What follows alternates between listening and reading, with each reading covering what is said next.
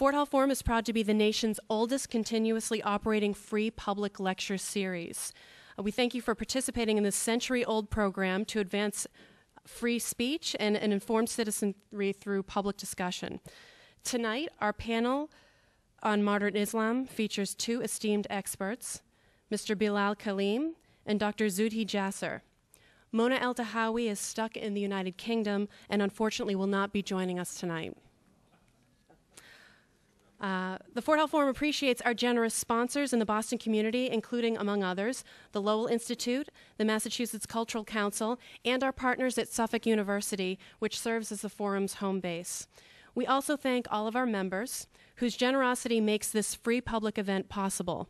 If you're not already a member, please consider stopping by the information booth that you passed on the way in and joining up. It's your support that keeps the forum alive, independent, and free to the public. This event, like many of our programs, is being recorded right here by our friend Sam and will be available as a webcast on the WGBH Forum network. If you're sharing a comment or a question, please use the microphone, not only so you'll be heard, but so that what you say is captured for posterity. And please understand that by speaking, you are giving the Fort Hall Forum permission for us to record you. Lastly, if you wouldn't mind, please everyone take a minute and turn off your cell phones if they're not already off. There you go. Over the last 20 years, the topic of Islamic faith and culture has increasingly occupied the forefront of American thought as we continue to have a military presence in the Middle East. With a national security policy that is focused on extremist activity, we have yet to discover the true nature of American Muslim communities and how their religion and politics intertwine. The experts here tonight offer us a rich, informative background on Muslim issues and their relationship with democracy in the 21st century. I am delighted and honored to introduce our moderator for the evening, Dr. Jim Carroll, Distinguished Scholar in Residence at Suffolk University. Dr. Carroll received his bachelor's and master's degrees from St. Paul's College, the Paulist Fathers Seminary in Washington, D.C. After studying poetry at the University of Minnesota and working as a community organizer in Washington and New York, he was ordained into the priesthood. The Paulists and Cardinal Cushing assigned Dr. Carroll to Boston University, where he served as Catholic chaplain from 1969 to 1974. During those years, he published numerous books on religious subjects and had a weekly column in the National Catholic Reporter, which earned him awards from the Catholic Press Association and other organizations. Dr. Carroll remained active in the anti-war movement until the Vietnam War ended. He left the priesthood to become a writer and has since published 9 novels, an award-winning memoir, and a weekly op-ed column for the Boston Globe. Jim Carroll is a fellow of the American Academy of Arts and Sciences and serves on its Committee for International Security Studies. He is a member of the Council of Penn New England, and he served 4 years as its chair. He has been a Shorenstein Fellow at the Kennedy School of Government at Harvard University and a Fellow at the Center for the Study of Values in Public Life at the Harvard Divinity School. Jim Carroll is also a trustee of the Boston Public Library and a member of the advisory board of the International Center for Ethics, Justice, and Public Life at Brandeis University. And now, as I turn the microphone over to him, please help me welcome Dr. Jim Carroll.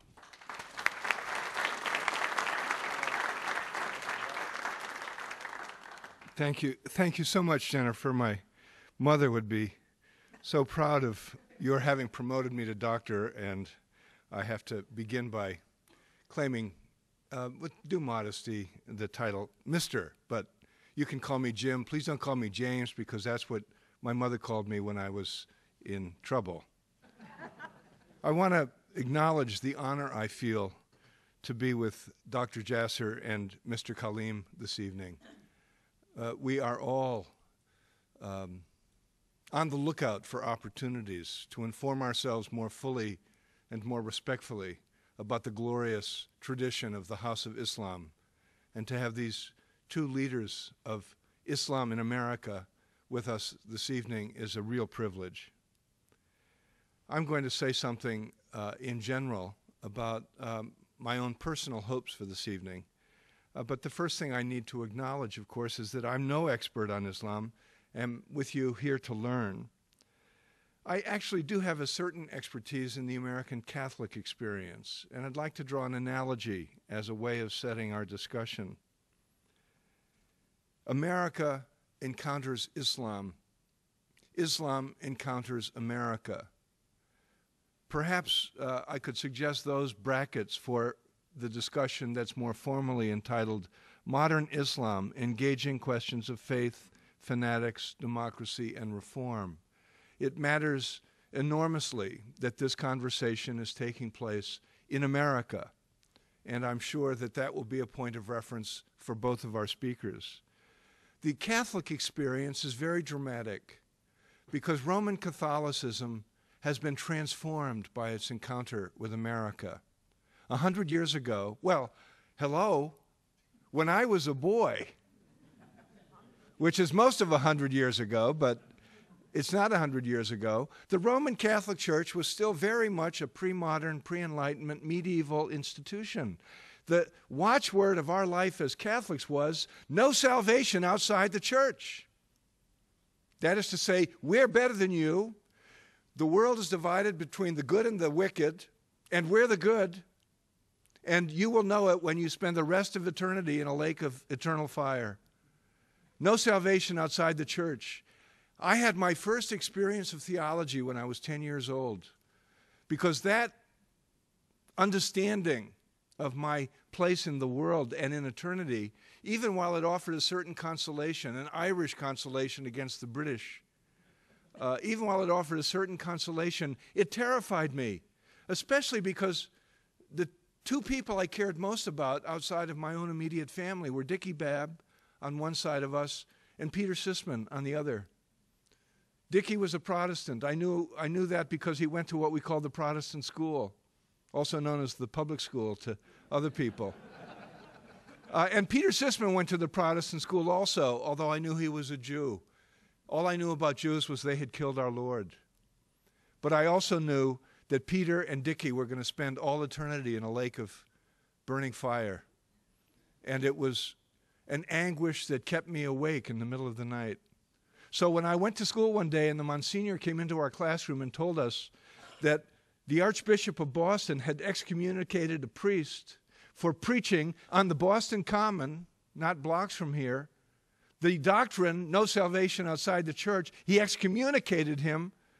The Monsignor told us this. I remember rushing home and saying to my mother, Mom, they excommunicated a priest for teaching no salvation outside the church. My mother said, I heard. I said, I thought that's what we believed. She said, it was. I said, what do we believe now? She said, we believe live and let live. And actually, 1953, that was a foretaste of the Second Vatican Council, where that was officially proclaimed. Father Feeney was the name of that priest, and he appealed his excommunication to Rome, knowing that Rome had to back him up, not the Archbishop.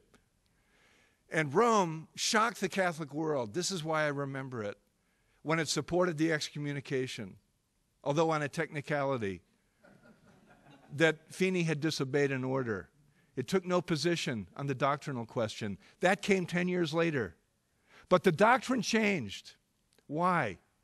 The Archbishop's name, he hired me as a Catholic chaplain at Boston University, was Richard Cushing. And he understood that that doctrine had to yield before something else, which was an American experience of rubbing elbows with people who believe differently. And when one absolute truth rubs elbows with another absolute truth, they both begin to be understood in less absolute terms. As it happened, Archbishop Cushing's sister Dolly, who was an MTA token taker, was married to a fellow by the name of Dick Pearlstein, who with his brother ran the shop, the men's clothing shop they had inherited from their dad, whose name was Louis. And from Louis', which in those days was on Boylston Street, they used to walk into the Boston Common and they heard what Father Feeney was preaching, especially about Jews. He would have happily included Muslims at the time, but his world was not large enough.